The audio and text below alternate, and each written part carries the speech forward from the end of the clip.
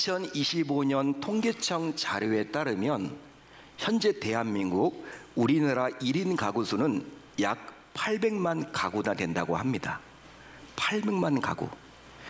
비율로 따져보면 전체 대비 무려 35.5%래요. 굉장하죠? 그러니까 3명 가운데 한 사람은 혼자 사는 거예요. 우리나라 인구 가운데. 굉장합니다. 1990년에는 1인 가구 수가 9%였는데 약 35년이 지난 현재 무려 1인 가구 수가 35.5%가 되어서 4배나 증가를 했답니다. 자, 그렇다면 이처럼 혼자 살아가는 사람들이 많아진 이유는 과연 무엇 때문일까요? 무엇 때문일까요? 여러 가지가 있겠지만, 다양한 이유가 있겠지만, 고령화로 인해서 65세 이상 독거 노인들이 많아졌답니다. 그뿐 아니라 비혼과 만혼 인구의 증가로 결혼을 아예 하지 않거나 하더라도 늦게 해서 결국 출산도 하지 않은 경우가 많아졌기 때문이라고 전문가들은 이야기를 합니다. 또 혼자 사는 삶을 추구하는 개인주의, 이런 개인주의를 선호하는 사회적인 트렌드, 분위기도 한몫을 있고요. 거기에 더하여 원룸과 오피스텔 등 1인 가구 맞춤형 주택이 이전과 비교해서 다양해졌기 때문이에요.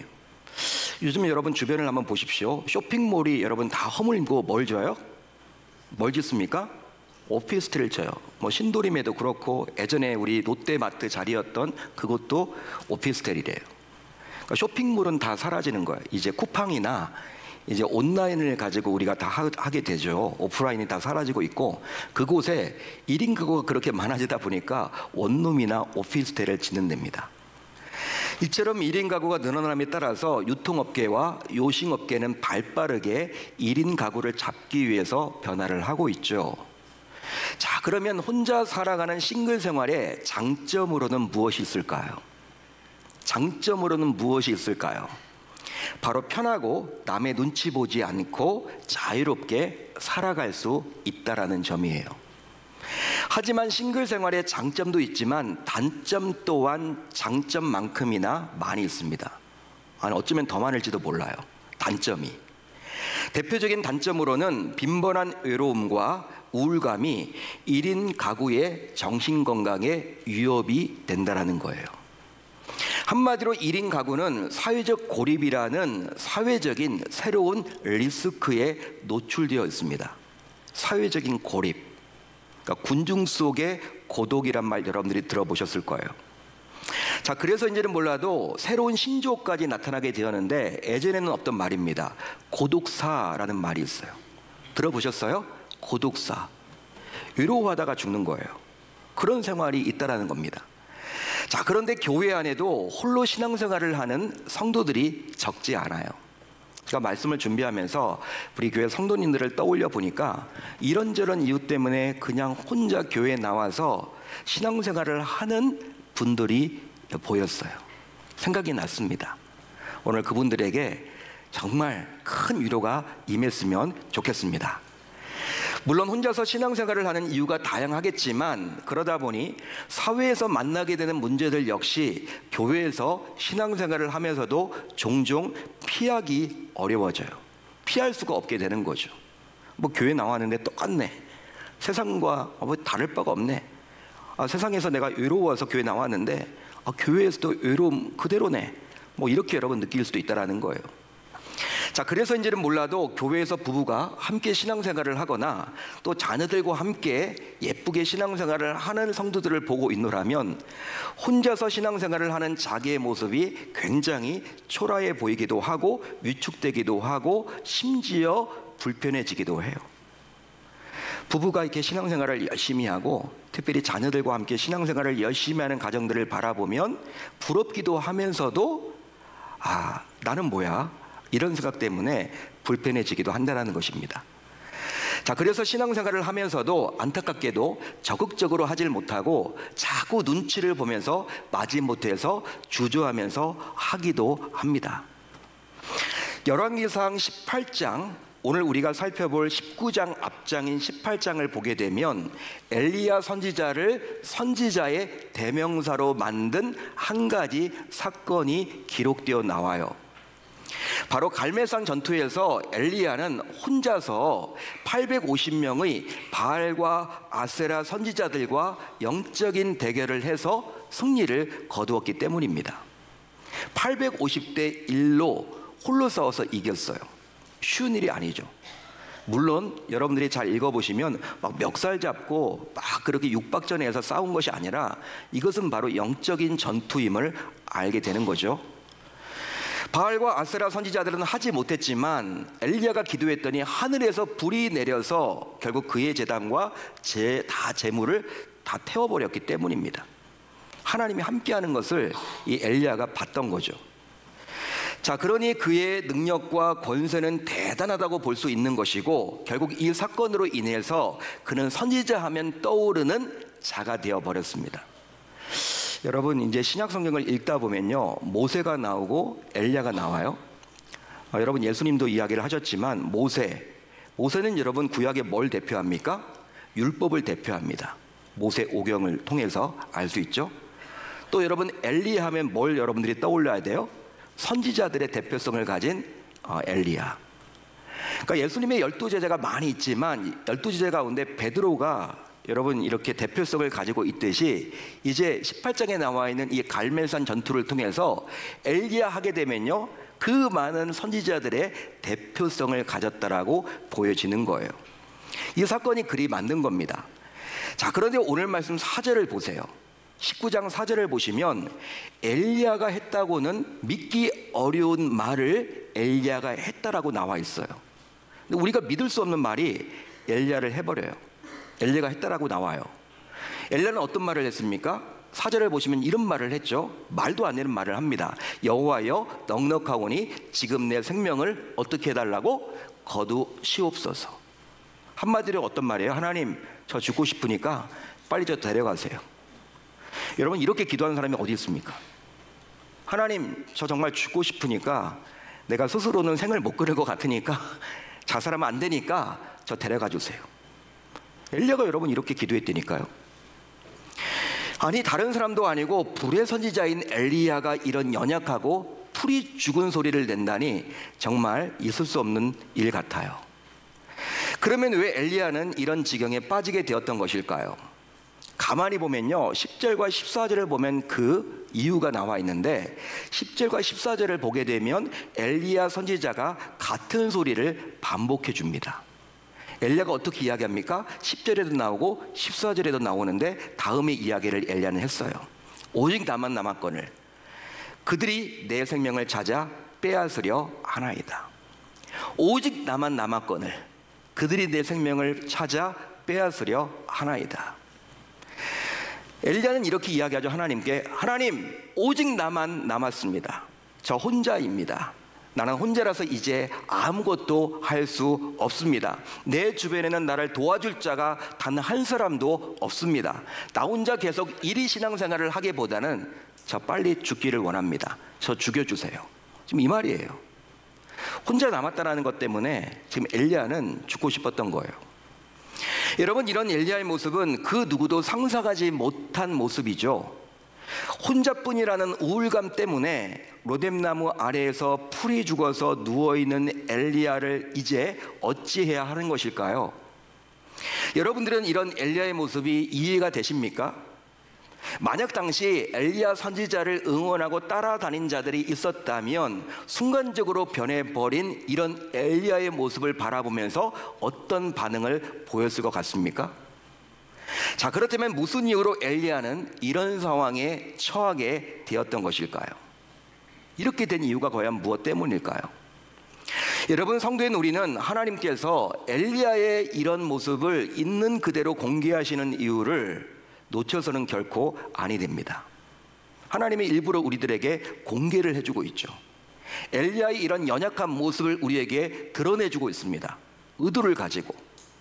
솔직히 오늘 말씀에서 볼 수 있는 엘리야의 모습은 과연 선지자가 맞는지 의문이 들 정도로 전혀 본받을 수 없는 모습이에요.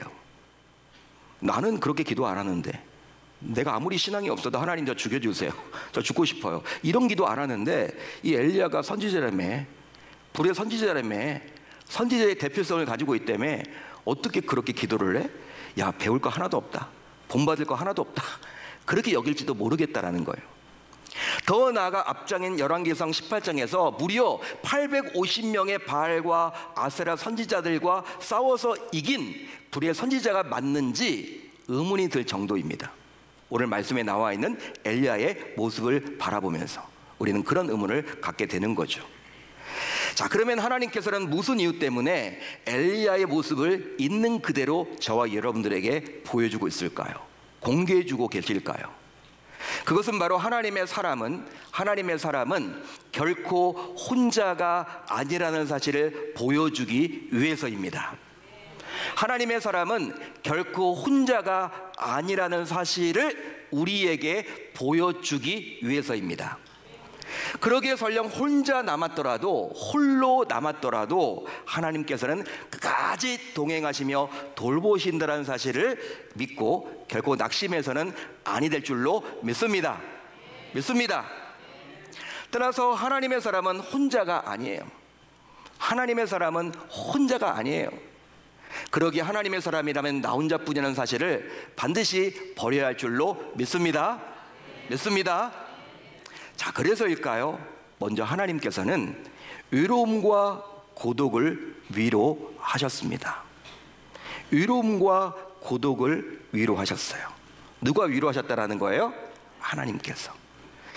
자, 여러분들이 가지고 있는 성경 오늘 말씀 19장 5절로 8절을 한번 보세요. 5절로 8절을 보세요. 같이 찾지는 않겠습니다. 5절로 8절을 여러분들이 눈으로 한번 읽어보십시오. 어떤 내용입니까? 하나님께서 위로하는 엘리야를 어떤 방식으로 위로하고 계신지가 나와요. 어떤 방식으로 위로를 하실까? 실제로 혼자서 외롭게 신앙생활을 하다 보면 어느 순간 지칠 때가 있곤 합니다. 신앙생활을 혼자 하다 보면요, 지칠 때가 있습니까, 없습니까? 있죠, 당연히. 여러분, 우리가 여러분 신앙생활을 하는 데 있어서 항상 성령 충만하진 못하잖아요. 성령 충만할 때도 있지만 성령 충만하지 못해서 때론 지칠 때가 왜 없겠습니까? 있다란 말이에요. 목회자인 저도 있고 평신도인 여러분들도 모두 가지고 있겠죠. 왜냐하면 신앙생활이란 것이 무엇이냐면 단순히 교회에 다니는 게 아니라 영적인 전투를 치러야 할 때가 생기곤 하기 때문이에요. 치열하게 전쟁을 벌여야 돼.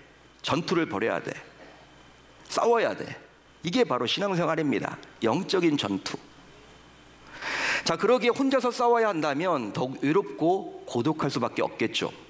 하지만 하나님께서는 이런 우리의 연약한 형편을 잘 아시고 실제적인 방법으로 위로를 해주십니다. 당시 엘리야 역시 외롭고 힘들어서 정말 죽지 못해서 살아있는 처지였어요. 너무 힘들었어요. 자, 그러다 보니 너무 힘들기에 죽고 싶다라는 말을 하나님 앞에서도 서슴지 않고 해버렸습니다. 얼마나 힘들었으면. 자, 그런데 하나님께서는 그런 엘리야에게 친히 찾아오셔서 떡과 물을 공급하시며 충분히 쉴 수 있도록 평안을 제공해 주셨습니다. 평안을 제공해 주셨어요. 한마디로 하나님께서는 그에게 최고의 쉼을 허락해 주셨죠.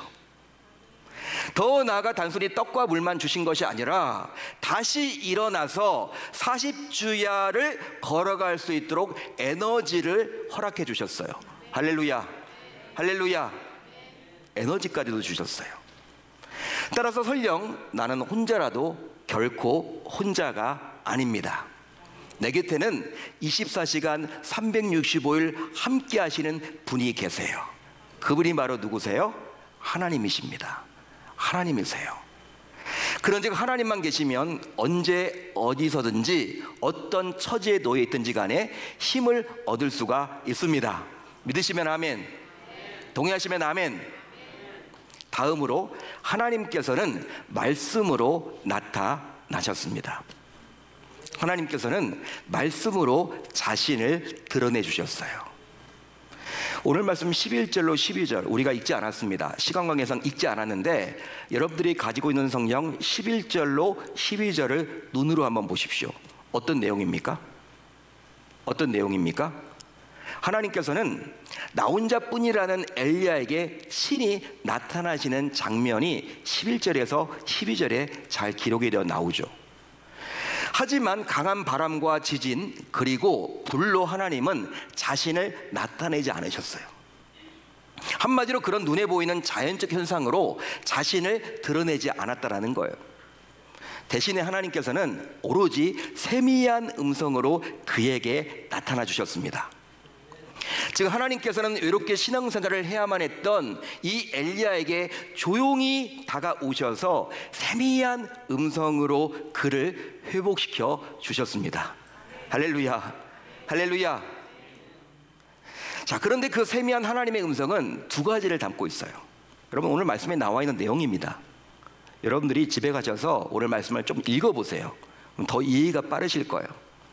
세미한 음성은요, 두 가지를 담고 있는데 하나님이 엘리야 선지자에게 주셨던 이 세미한 음성은 두 가지를 담고 있는데, 먼저 무엇을 담고 있냐면 너는 혼자가 아니라는 거예요.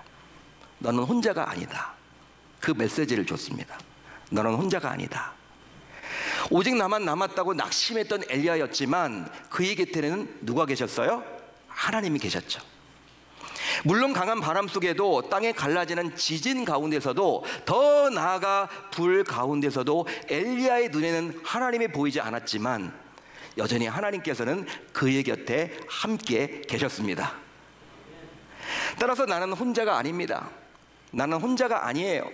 아무리 힘들고 어려운 상황에서도 나는 결코 혼자가 아닙니다. 바로 하나님께서 언제나 내 곁에 계시기 때문이죠. 할렐루야, 할렐루야. 또 한 가지, 세미한 음성으로 다가오시는 우리 주님께서 엘리야에게 또 이런 이야기를 해주셨습니다. 너와 함께하는 7,000명이 너의 곁에 있다라는 거예요. 너와 함께하는 7,000명이 내 곁에 있다, 이 말을 해주셨어요. 당시 엘리야가 외롭고 힘들었던 이유가 과연 뭘까요? 외롭고 힘들었던 이유가 과연 뭘까요? 오직 자기 자신만이, 나 혼자만이 바알과 아스에라를 상대한다고 생각했기 때문이에요. 물론 열왕기상 18장에서 850대 1로 싸워서 이겼습니다. 일상으로 돌아왔어요. 돌아오니까 엘리야도 사람이다 보니까 어떤 마음이 들어요? 두렵겠죠. 야, 전체 나라 전체가 왕부터 해서 왕비부터 해가지고 바알과 아세라를 이렇게 섬기는데, 야, 주변을 둘러봐도 여러분, 바알과 아세라, 여러분이 이 우상을 회파해야 된다, 우상을 섬기면 안 된다, 이런 말하는 사람이 아무도 안 보이는 거예요. 자기 자신만 그런 일을 하고 있네. 여러분, 당시 엘리야가 얼마나 두려웠겠습니까? 여러분, 어떤 공동체 안에서 자기만 딴 목소리를 내야 한다라는 생각을 한번 해보세요. 굉장히 두렵겠죠. 나라 전체가 지금 바알과 아세라를 섬기고 있는데 자기만 외로운 거예요, 여러분. 그것 때문에 지금 도망쳐 나온 거 아닙니까? 힘들어진 거 아닙니까? 자, 하지만 하나님께서는 놀랍게도 바알과 아스라에게 무릎을 꿇지 않았던 7,000명을 숨겨놓아서 그의 동역자가 되게 해주셨습니다. 해주셨습니다. 따라서 나는 혼자가 아닙니다. 내 곁에는 나와 함께하는 믿음의 동역자가 있는 것이죠. 믿으시면 아멘, 동의하시면 아멘. 믿음의 동역자. 한번 옆분과 한번 이렇게 인사하겠습니다. 당신은 나의 믿음의 동역자야. 당신은 나의 믿음의 동역자입니다. 옆분이 믿음의 동역자예요. 옆분이 믿음의 동역자. 여러분들이 앉아있는 모습 보면요, 항상 그 자리에 앉으시네요. 지난주에도 앉았던 그 자리에 앉으시, 항상 어떻게 줄도 딱 맞춰가지고. 예? 그러니까 여러분, 옆에 있는 분요, 믿음의 동역자예요. 예배를 같이 드리는데, 예? 얼마나 여러분 대단합니까? 더하여 하나님께서는 계속해서 사명을 감당하라고 하십니다. 사명을 감당하라고 하세요. 오늘 말씀 15절로 17절을 보세요. 여러분들이 가지고 있는 성경 15절로 17절을 보시면 어떤 내용이에요? 하나님께서는 엘리야가 감당해야 할 사명을 구체적으로 알려주세요. 뭘 해야 된다, 너 뭘 해야 된다, 그 이야기를 지금 해주고 계십니다. 실제로 성도들의 외로움은 자신이 해야 할 일을 찾지 못해서 찾아오곤 하죠. 내가 뭘 해야 되는지 모를 때 여러분 찾아오기도 해요. 이 말은 자신에게 맡겨진 사명을 알고 감당하는 자에게는 외로움을 느낄 겨를이 없다라는 겁니다. 그런즉 사명자는 외롭지 않습니다. 사명자는 외롭지 않습니다. 감당해야 할 사명을 위해서 땀과 눈물을 흘리는 자는 결코 외롭지가 않죠. 그 이유는 바로 사명을 맡겨주신 하나님께서 그의 곁에서 언제나 함께 해주시기 때문입니다. 할렐루야, 할렐루야. 여러분, 사명은 누가 맡겨주시는 거예요? 하나님. 그런데 그분이 여러분 떠나겠냐는 거예요. 그 옆에 붙어있지. 그렇기 때문에 외롭지 않은 거예요, 사명자는. 따라서 나는 혼자가 아닙니다. 맡겨진 사명을 감당하는 나에게 외로움을 느낄 시간적 여유조차 없기 때문이죠. 믿으시면 아멘, 동의하시면 아멘. 더 나아가 자신에게 맡겨진 직분을 감당하는 가운데 더 강한 자로 우뚝 서야만 하겠습니다. 직분을 주신 분은 바로 하나님이시잖아요. 목사라는 직분을 저에게 하나님이 주셨고, 여러분들에게 장로, 안수집사, 권사, 성도, 교사, 성가 대원들 다 이렇게 여러분 세워주셨잖아요.